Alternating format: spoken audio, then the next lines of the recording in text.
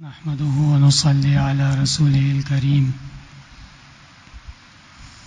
أما بعد فأعوذ بالله من الشيطان الرجيم بسم الله الرحمن الرحيم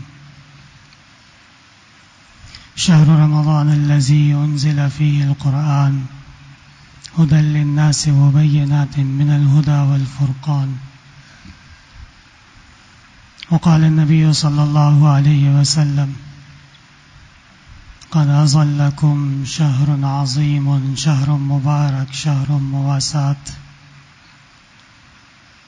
أوله رحمة وأوسطه مغفرة وآخره عتق من النار۔ میرے محترم بزرگوں بھائیوں، رمضان المبارک کی گھڑیاں اور رمضان المبارک کا بہترین مبارک موقع جس طرح انسان کی زندگی کے لمحات ہر لمحے میں ہر گھڑی میں گزر رہے ہیں، اسی طرح رمضان المبارک کی مبارک گھڑیاں یہ بھی تیزی کے ساتھ گزر رہی ہیں۔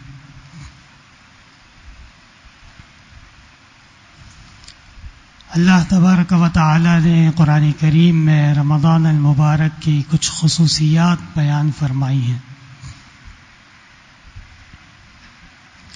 فرمایا شہر رمضان الذی انزل فیہ القرآن، رمضان المبارک کا مہینہ یہ وہ مہینہ ہے جس مہینے میں قرآن کریم نازل ہوا ہے۔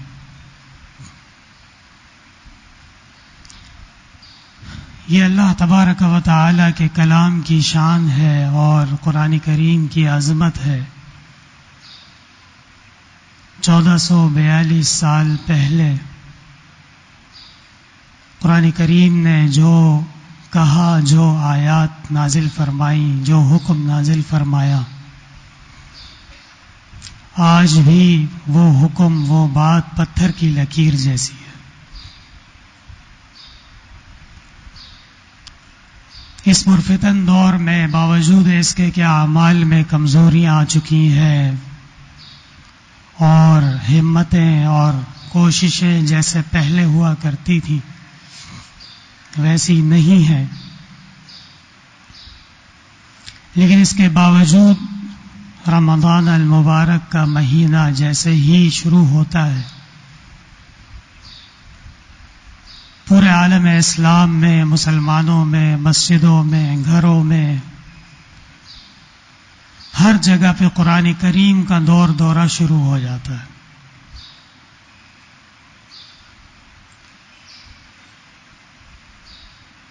رسول اللہ صلی اللہ علیہ وسلم کی خدمت میں جبرائیل امین تشریف لاتے تھے اور قرآن کریم کا دور ہوتا تھا۔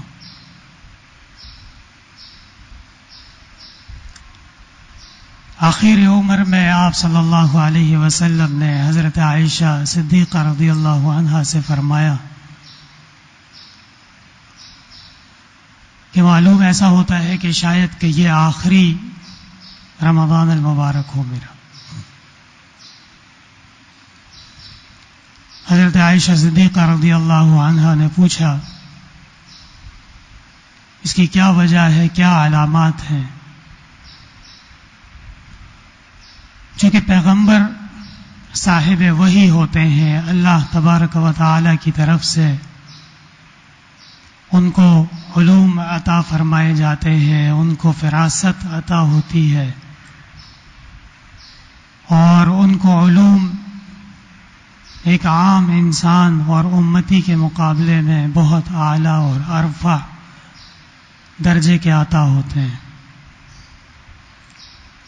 وَعَلَّمَكَ مَا لَمْ تَكُنْ تَعْلَمْ وَكَانَ فَضْلُ اللَّهِ عَلَيْكَ عَظِيمًا۔ اللہ تبارک و تعالی نے آپ صلی اللہ علیہ وسلم کو وہ علوم عطا فرمائے جو نبوت کے باب کے بغیر حاصل کرنا کسی کو مل جانا بہت مشکل.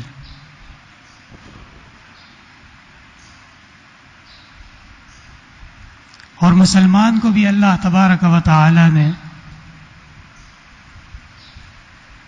باوجود اس کے کہ گناہ ہو رہے ہیں اور آزمائشیں ہیں، فتنے ہیں، اور جس طرف دیکھا جائے اس طرف اللہ کے احکام، اللہ کی کتاب کے احکام کو پامال کیا جا رہا ہوتا ہے، لیکن روح کا سکون، تسکین اور تسلی، آرام، قرار کہیں سے بھی وہ حاصل نہیں ہوتا جب تک کہ قرآن کریم کی تلاوت نہ شروع ہو جائے. جب قرآن کریم کی تلاوت شروع ہو جاتی ہے تو مومن کی اور ایمان والے مسلمان کی یہ علامت ہے. اللہ تبارک و تعالی اس کو ایسا ملکہ عطا فرماتے ہیں، ایسا بہترین موقع عطا فرماتے ہیں. قرآن کی تلاوت سن کے اور قرآن کی آواز، قرآن کے الفاظ کانوں میں پڑھ کے مومن خوش ہو جاتا ہے، اس کی روح خوش ہو جاتی ہے. وَإِنَّهُ لَكِتَابٌ عَزِيزٌ لَا يَأْتِيهِ الْبَاطِلُ مِنْ بَيْنِ يَدَيْهِ وَلَا مِنْ خَلْفِهِ تَنزِيلٌ مِنْ حَكِيمٍ حَمِيدٍ. ایسی زبردست کتاب ہے، لا يأتيه الباطل، کوئی باطل، کوئی گمراہ، کوئی غلط قسم کا شخص، غلط قسم کے عقائد من بین یدیہ ولا من خلفہ، نہ اس کے آگے ٹھہر سکتے ہیں اور نہ اس کے پیچھے سے کوئی سازش کامیاب ہو سکتی ہے. علامہ علوسی رحمۃ اللہ علیہ روح المعانی میں فرماتے ہیں من بین یدیہ سے مراد قرآن کے الفاظ ہیں، اور ولا من خلفہ پیچھے سے مراد قرآن کے معانی ہیں. جیسے ہم ایک لفظ کہتے ہیں، زید کہتے ہیں، تو جب تک زید کا لفظ ہم زبان سے ادا نہیں کرتے اس وقت تک زید کا معنی، مفہوم وہ ہمارے ذہن میں نہیں آتا. تو قرآن کریم کے الفاظ، قرآن کریم کے حروف، قرآن کریم کی آیات، جملے جب ہم وہ کہتے ہیں تو یہ اس کے الفاظ ہیں. اللہ تبارک و تعالی فرماتے ہیں کہ اس کے الفاظ بھی محفوظ اور مامون ہیں، اور جب الفاظ بیان ہو چکے ہوں تو اس سے حاصل ہونے والے معانی اور مفہوم، نور ہدایت، روشنی کے چشمے اللہ تبارک و تعالی فرماتے ہیں وہ بھی محفوظ ہیں اور وہ بھی وحی والے ہیں. اس آیت کے ذیل میں علماء کرام فرماتے ہیں کہ قرآن کریم کے الفاظ کے اندر بھی تحریف منع ہے اور قرآن کریم کے معانی میں بھی تحریف نہیں ہو سکتی، یعنی تبدیل نہیں ہو سکتا. کوئی اپنی طرف سے اس میں کوئی معنی، کوئی مطلب، کوئی لفظ وہ شامل نہیں کر سکتا. یہ بھی قرآن کریم کے معجزات میں سے ہے، قرآن کریم کے برحق ہونے کے دلائل میں سے ہے. انا نحن نزلنا الذکر وانا لہ لحافظون. جس ذات، عظیم ذات نے قرآن کریم نازل فرمایا ہے اور امت کو یہ عظیم دولت عطا فرمائی ہے، اسی عظیم ذات نے اس کی حفاظت کا بھی وعدہ کیا. کیسی عجیب بات ہے، بڑے سے بڑا عالم، بڑے سے بڑے قاری اور اعلیٰ سے اعلیٰ حافظ، اعلیٰ درجے کے مجود، امام، خطیب، وہ تراویح میں قرآن کریم پڑھتے ہیں. اور جتنا ہی بڑا عالم ہو، جتنا ہی بڑا حافظ ہو، جتنا ہی بہترین امت کا رہنما ہو، جہاں اس نے قرآن کریم کے الفاظ کے اندر ذرا سی تبدیلی کی یا ذرا سا اس میں آگے پیچھے ہوا، ذرا سا بھولا، اور ایک چھوٹا بچہ 15 سال کا، 14 سال کا حافظ وہ اس کے پیچھے کھڑا ہو، مجال نہیں ہے کہ اس کے ہوتے ہوئے وہ بڑے خطیب اور امام اور عالم قرآن کریم کے کوئی الفاظ کے اندر تبدیلی کر لے. اور جیسے ہی بچہ ہو، جیسی ہی عمر ہو اس کی، اگر اس کو قرآن کریم یاد ہے اور کوئی بھی امتی ہو، وہ فوراً اس کی نشاندہی کر سکتا ہے کہ یہاں ان سے غلطی ہو رہی ہے، یہاں آیت غلط پڑی. یہ کتنی بڑی بات ہے، قرآن کریم کی عظمت اور حقانیت کی کتنی بڑی دلیل. یہ اللہ تبارک و تعالی کا ہماری امت پہ احسان ہے، خاص طور پہ ہمارے اہل پاکستان پہ، کہ حفاظ کرام کا دور دورہ ہے. ہر جگہ، ہر گھر میں، ہر مسجد میں،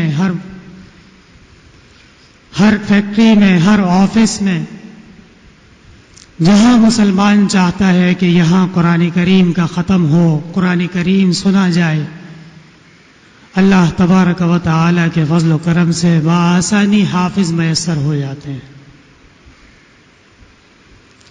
آج بھی مسلمانوں میں ایسے علاقے اور ایسے ملک موجود ہیں جہاں پہ تراویح پڑھانے کے لیے، قرآن سنانے کے لیے اور قرآن کریم کی کسی بھی قسم کی خدمت کرنے کے لیے حافظ وہ میسر نہیں ہے، موجود نہیں ہے. اور قرآن کریم کا سنانا سامنے کھڑے ہو کے، یہ بھی کوئی چھوٹا احسان نہیں ہے. رسول اللہ صلی اللہ علیہ وسلم نے صحابہ کرام کو جو تلقین فرمائی ہے اور کچھ دنوں میں جو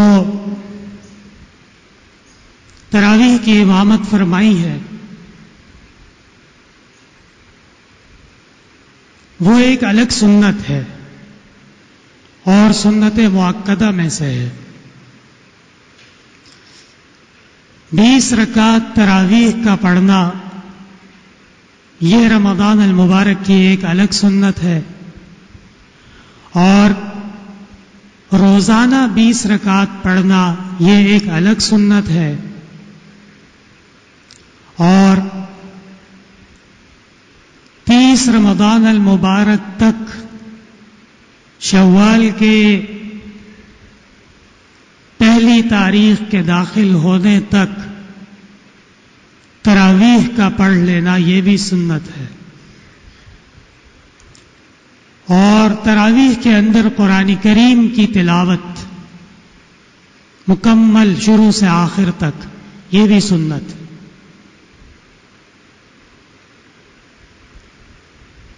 آج کل لوگوں میں یہ خیال اور یہ غلط بات مشہور ہوئی ہے کہ قرآن کریم کا ختم ہو جائے، خواہ وہ 10 دن میں ہو یا 15 دن میں ہو یا 20 دن میں ہو، تو ختم کر لینے کے بعد تراویح نہیں پڑھی جاتی. یہ نہایت ہی افسوسناک اور غلط طریقہ ہے. اگر ختم ہو بھی جائے اور قرآن مکمل ہو بھی جائے، اس کے باوجود جو تراویح ہے یہ رمضان المبارک کی خصوصیت ہے، اور اللہ تبارک و تعالی نے قرآن کریم کے اندر رمضان کی یاد خصوصیات بیان فرمائی ہے. وہاں سب سے پہلی بات ہی یہ بیان فرمائی انزل فیہ القرآن، یہ وہ مہینہ ہے جس میں قرآن نازل ہوا ہے. علماء کرام فرماتے ہیں رمضان المبارک کی تعظیم، تکریم اور امت کو رمضان المبارک کا مقام سمجھنے کے لیے یہی کافی ہے کہ یہ وہ مہینہ ہے جس مہینے میں اللہ تبارک و تعالی نے جس کو رمضان کو قرآن کریم کا مہینہ کہا ہے. اور جناب نبی کریم صلی اللہ علیہ وسلم سے جب صحابہ کرام نے پوچھا کہ آپ ہر دن روزانہ باہر تشریف لا کے ہمارے سامنے امامت تراویح کی کیوں نہیں فرماتے، رسول اللہ صلی اللہ علیہ وسلم نے فرمایا کہ میری امت میں بہت سارے لوگ ایسے ہیں جو کمزور ہیں، ضعیف ہیں، اور مجھے فکر یہ ہے کہ یہ نماز کا اہتمام اگر میں پابندی کے ساتھ کر لوں ان یکتب علیکم، تو یہ تمہارے اوپر فرض قرار نہ دے دی جائے. رسول اللہ صلی اللہ علیہ وسلم کی ذات اقدس وہ اس امت کے ہر فرد کے لیے شافع بھی ہیں اور رحمت للعالمین بھی ہے. وہ کہاں چاہیں گے کہ مومن کے، مسلمان کے گناہ بڑھتے جائیں. اور علماء کا اس بات پہ اتفاق ہے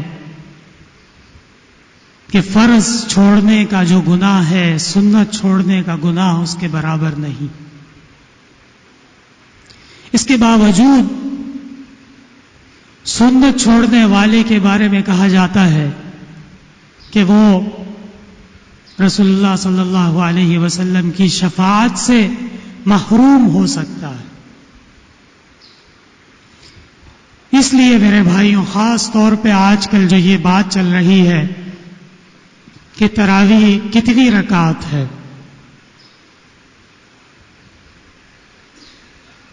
حضرت عمر رضی اللہ عنہ کا جب دور خلافت ہوا اور اسلام کی تدوین اور ترویج اور اسلام کی ترتیب، قاعدے، قوانین، وہ رسول اللہ صلی اللہ علیہ وسلم کی اس دنیا سے پردہ فرمانے کے بعد بھی ترتیب دیے جا رہے تھے اور قائم کیے جا رہے تھے.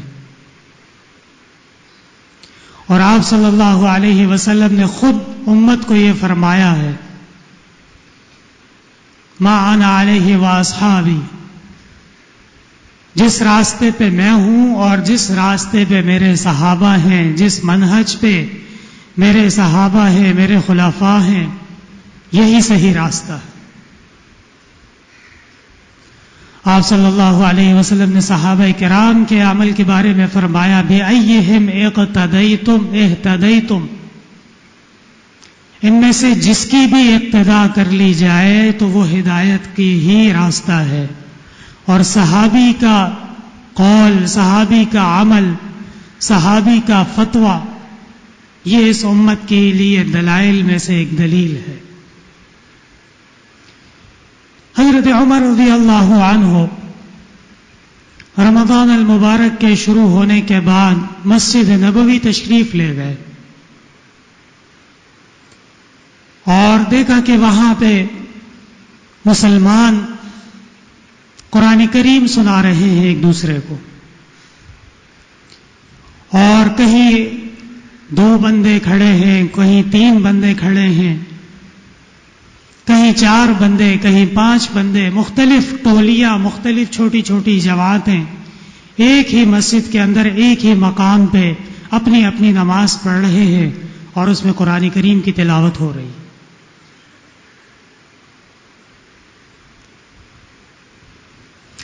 حضرت عمر رضی اللہ عنہ نے فرمایا مالی اراکم متوضعین، کیا وجہ ہے کہ میں دیکھ رہا ہوں کہ تم لوگ بکھر رہے ہو، تم لوگ یکجا نہیں ہو رہے اور تم لوگوں کے اندر بے ترتیبی پائی جا رہی ہے۔ حضرت عمر رضی اللہ عنہ نے آگے فرمایا هل لا اجمعکم علی امام واحد، کیوں نہ میں تم سب کو ایک امام کے اوپر جمع کر لوں۔ اور حضرت عمر رضی اللہ عنہ نے تمام مسلمانوں کو یہ حکم دیا کہ مسجد نبوی کے اندر ایک جماعت ہوگی، 10 رکعت تمیم داری اور 10 رکعت ابی بن کعب رضی اللہ عنہما پڑھائیں گے۔ عشاء کی فرض حضرت عمر رضی اللہ عنہ خود امامت فرماتے تھے اور وتر کی نماز میں بھی خود امامت فرماتے تھے۔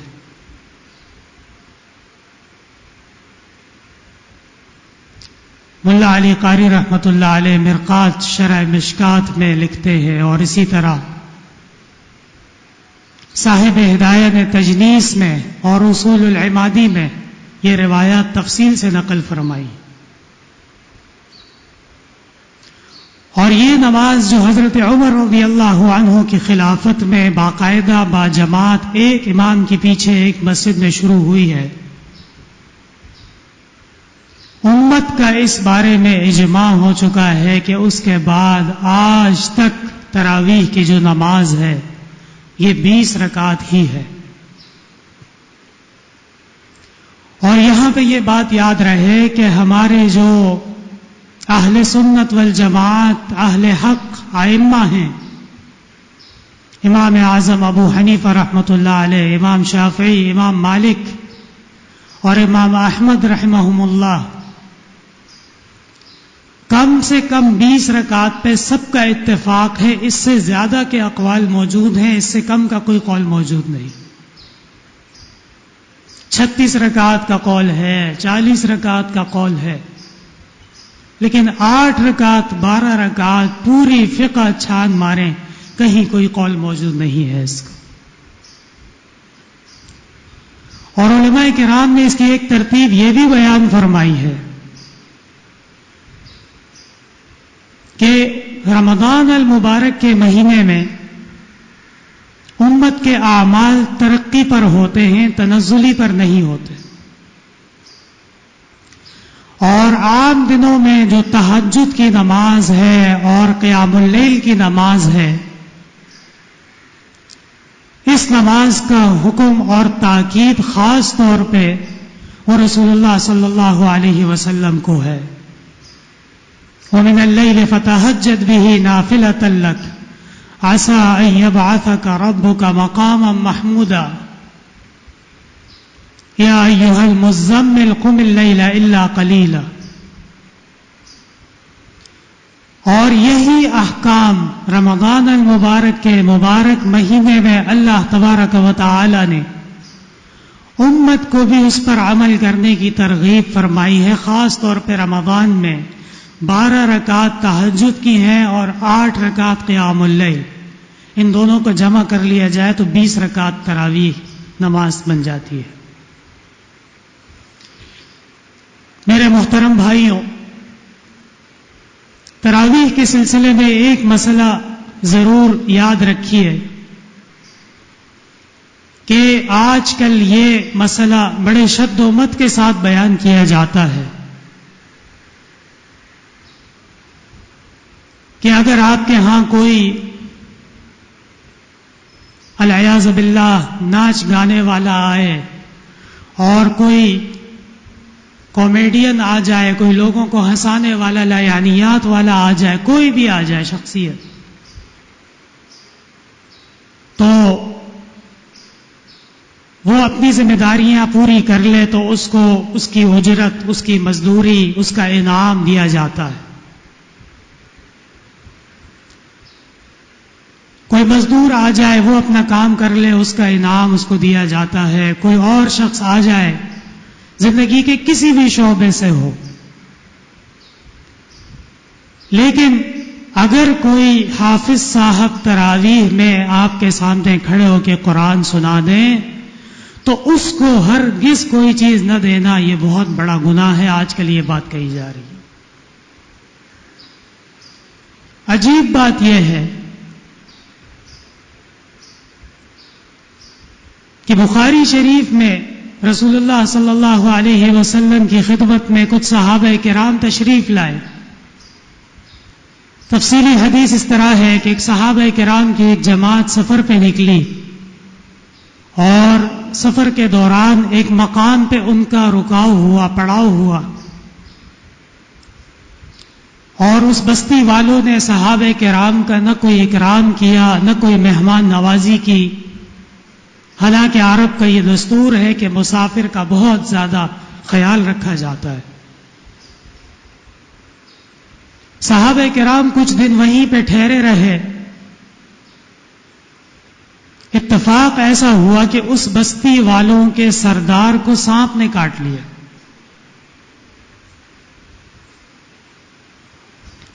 اور ہر قسم کی دوا، ہر قسم کا دم، ہر قسم کی کوشش کر لی گئی، لیکن اس کو آرام نہیں آیا. بستی والے صحابہ کرام کے پاس تشریف لائے اور کہا کہ ہمارے سردار کو سانپ نے کاٹ لیا ہے اور اس کی حالت بہت خراب. آپ میں سے کوئی ایسا شخص ہے جو اس کا علاج کر سکے؟ ہم اس کو علاج کے بدلے میں انعام بھی دیں گے. صحابہ کرام نے بستی والوں کے سامنے یہ بات رکھی کہ ہم کتنے دن سے یہاں آئے ہیں، ٹھہرے ہوئے ہیں، اور نبی آخر الزماں کے امتی ہیں، ان کے صحابی ہیں. آپ نے ہمارا کوئی اکرام، کوئی مہمان نوازی کچھ بھی نہیں کیا. پھر فیصلہ یہ ہوا کہ اگر ہم ان کے علاج کرنے میں کامیاب ہو گئے تو آپ ہمیں 120 بکریوں کا ریوڑ بطور انعام کے دیں گے. حضرت ابو سعید خدری رضی اللہ عنہ اس قافلے کے بڑے تھے. تشریف لے گئے، سردار سے ملاقات کی جو مریض تھا جس کو سانپ نے کاٹا، اور 3 دن تک صبح شام اس کو دم کرتے رہے یہاں تک کہ وہ بالکل ٹھیک ہو گئی. جب وہ ٹھیک ہو گیا، بستی والوں نے اپنا وعدہ پورا کر کے 120 بکریوں کا ریوڑ وہ حضرت ابو سعید خدری رضی اللہ عنہ کے حوالے کیا.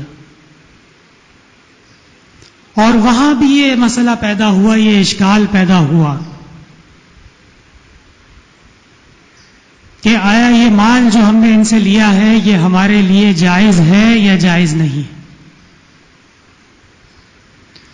صحابہ کرام نے آپس میں یہ مشورہ کیا کہ جناب نبی کریم صلی اللہ علیہ وسلم کی خدمت میں حاضر ہوں گے اور آپ سے اس مسئلے کے بارے میں دریافت کریں گے. اس وقت تک یہ مال ہمارے پاس امانت ہے.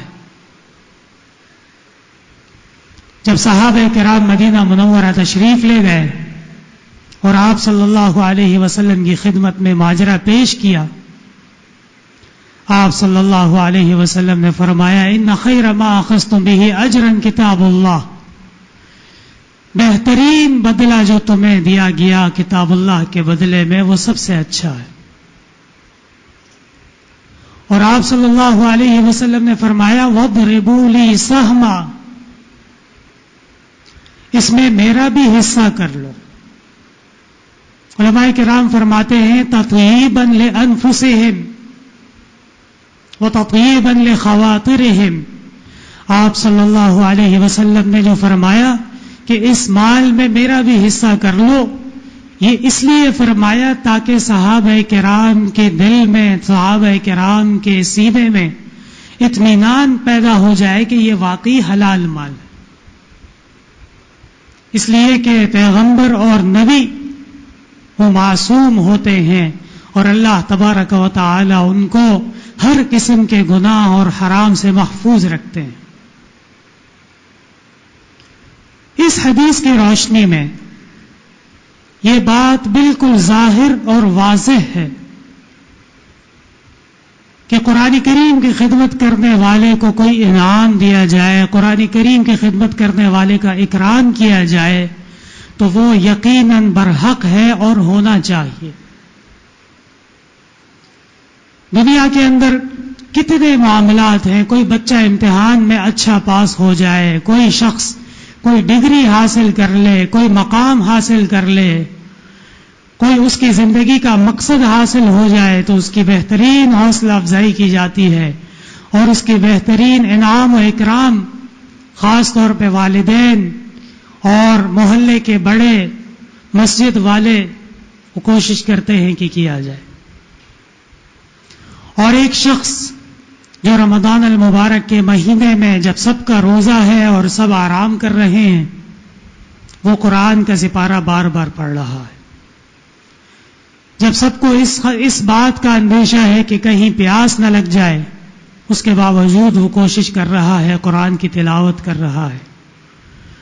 اور حفاظ کئی مرتبہ ایک دن میں ایک سپارہ پڑھتے ہیں، اس کوشش سے کہ بہتر سے بہتر سنایا جائے اور غلطی نہ آئے۔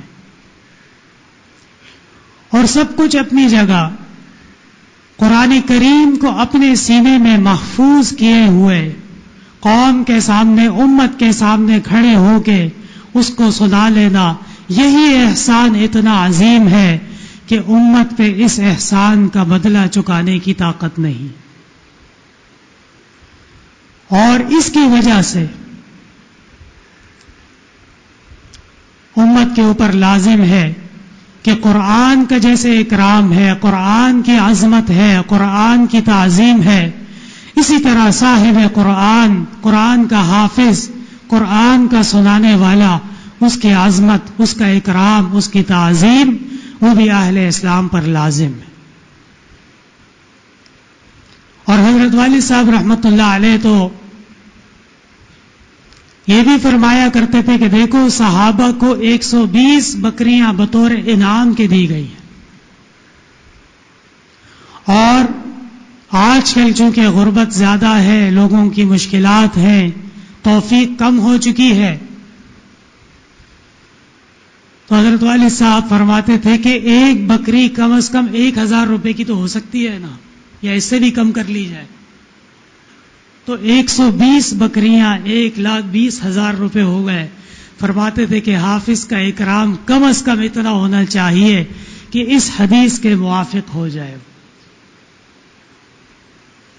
یہ کوئی دینی مسئلہ نہیں ہے، ایک تحقیق ہے اور آپ کے سامنے ایک رہنمائی کے طور پہ بیان کیا جا رہا ہے۔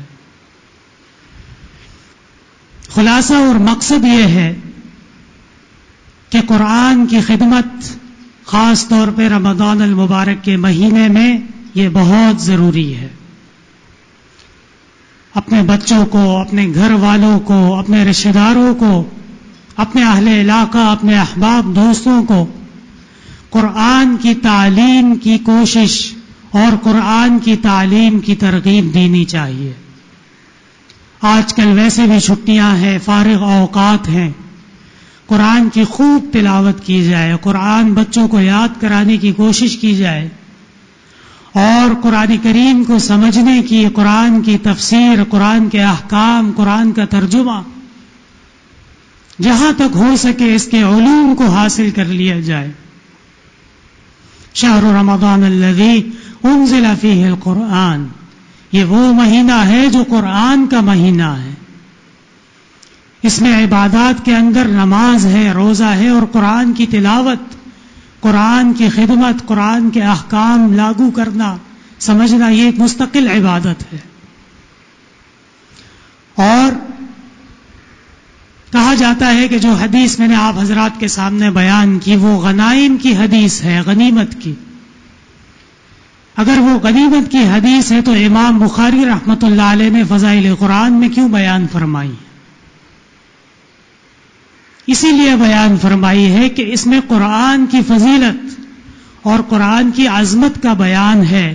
اگر غنائم ہو تو غنائم اپنے طور پہ تقسیم کرنا جائز ہی نہیں ہے، وہ تو یقیناً آپ صلی اللہ علیہ وسلم کے حکم کے مطابق تقسیم ہوتی ہیں۔ اور صحابہ کرام نے قرآن کے بدلے میں ملنے والے اکرام کی تقسیم اس وجہ سے نہیں کی کہ کہیں اس کے اندر کمی بیشی نہ ہو، اور کہیں ایسا نہ ہو کہ آپ صلی اللہ علیہ وسلم کی مشیت اور آپ کے حکم مرضی کے خلاف ہو جائے. اسی طرح قرآن کے مکاتب، قرآن کے مدارس، قرآن پڑھنے پڑھانے والے ادارے، وہ سب حقیقت میں اللہ کی کتاب کی حفاظت کا حصہ ہیں. وہ سب یقیناً اللہ تبارک و تعالی کی قرآن کے کتاب کی خدمت کا، اس کو درست طریقے سے پڑھنا، اس کو حفاظت، اس کو آگے پہنچانا، اس کی صحیح طریقے سے تجوید پڑھنا، یہ سب قرآن کی خدمت کا حصہ ہے. اور حقیقت میں جو دینی مدارس میں تعلیم دی جاتی ہے، حدیث پڑھائی جاتی ہے، فقہ پڑھائی جاتی ہے، عربک گرامر پڑھائی جاتی ہے، فلسفہ پڑھایا جاتا ہے، وہاں بارہا طلباء کے سامنے یہ وضاحت استاذ کی طرف سے کی جاتی ہے کہ یہ سارے کے سارے علوم قرآن کی خدمت اور قرآن کے سمجھنے اور قرآن کے اندر غور اور خوض کرنے کے لیے ہی کیے جا رہے ہیں. اللہ تبارک و تعالی کا لاکھ لاکھ فضل و کرم ہے کہ جامعہ عربیہ احسن العلوم اور حضرت والد صاحب رحمۃ اللہ علیہ کی خصوصیات میں سے رمضان المبارک میں قرآن کریم کی تفسیر کا درس بھی ہے.